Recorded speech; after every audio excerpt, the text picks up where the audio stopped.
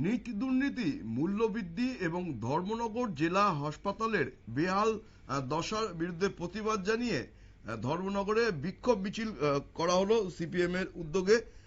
কেন্দ্রের মোদী সরকারের নীতি এবং উত্তর ত্রিপুরা জেলা হাসপাতালের বেহাল পরিকাঠামোর বিরুদ্ধে তারা ময়দানে নেমে আন্দোলন করলেন। বৃহস্পতিবার বেলা 12টার সময় ধর্মনগর মহকুমা কমিটির উদ্যোগে এই বিক্ষোভ মিছিলের আয়োজন করা হয়েছিল। ধর্মনগর মহকুমা দপ্তর প্রাঙ্গণ থেকে মিছিলটি শুরু হয় এবং শহরের বিভিন্ন পথ পরিক্রমা করে মিছিলটি শেষ হয়। এই বিক্ষোভ কর্মসূচি থেকে মূলত 5 দফা দাবিতে সোচ্চার হন বাম নেতৃত্ব এবং কর্মীরা। এই আন্দোলন সম্বন্ধে, এই কর্মসূচি সম্বন্ধে কি বললেন শুনে নেব বাম নেতা অমিতাভ দত্তের মুখ থেকে।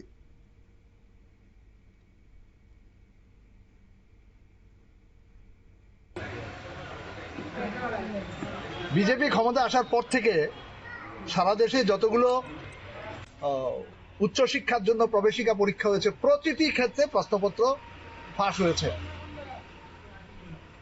এই দেশের কোটি কোটি ছাত্রের ভবিষ্যৎ আজকে অন্ধকারের মুখে।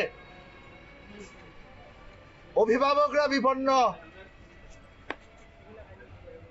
আর কেন্দ্রে যারা ক্ষমতাসীন তারা বিদেশ ভ্রমণ করছেন, মানুষকে বলছেন বিদেশ যাবেন না,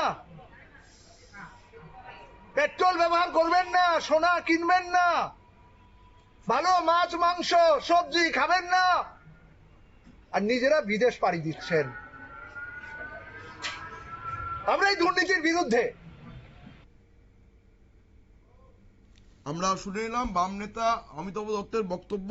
তিনি এই কেন্দ্রীয় সরকারের নীতির বিরুদ্ধে প্রতিবাদ জানানোর পাশাপাশি ধর্মনগর জেলা হাসপাতালের বেহাল যে পরিকাঠামো তার বিরুদ্ধেও প্রতিবাদ জানান। অবিলম্বে এই কাঠামো ঠিক করে সাধারণ মানুষকে ঠিকঠাক স্বাস্থ্য পরিষেবার দাবি তুলেছে বাম নেতৃত্ব। সংবাদ এখন এ পর্যন্তই। পরবর্তী সমস্ত খবরের আপডেট পেতে নজর রাখুন একমাত্র নিউজ ভ্যানগার্ডের পর্দায়। নমস্কার।